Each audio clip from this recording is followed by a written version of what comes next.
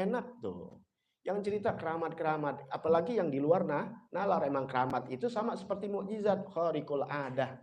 Dulu Ana dipesan sama guru Ana, jangan cerita itu belum zaman medsos loh. Masih zaman pakai ngomongan yang bisa kita interaksi. Kalau medsos kan lebih fitnah lagi. Ya, nggak dengar ini langsung hajar aja. Awas jangan cerita-cerita keramat-keramat wali sembarangan orang. Kalau di medsos sudah sembarangan namanya. Kalau bicara kan bisa kita lihat, tetap kita nggak dikasih. Kenapa? Karena nanti orang bisa salah sangka, akhirnya jadi benci sama wali itu. Yang salah siapa? Lo, bukan orang lain. Lo yang jadi sumber cerita. Kan ente lihat Anda nggak pernah. Ya, apalagi di tingkat-tingkat yang majzub dan sebagainya. Apalagi ini wali yang normal.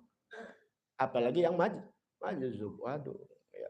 Orang sekarang mungkin mencari rating kali pada. Baik, kita lanjutkan. Ya.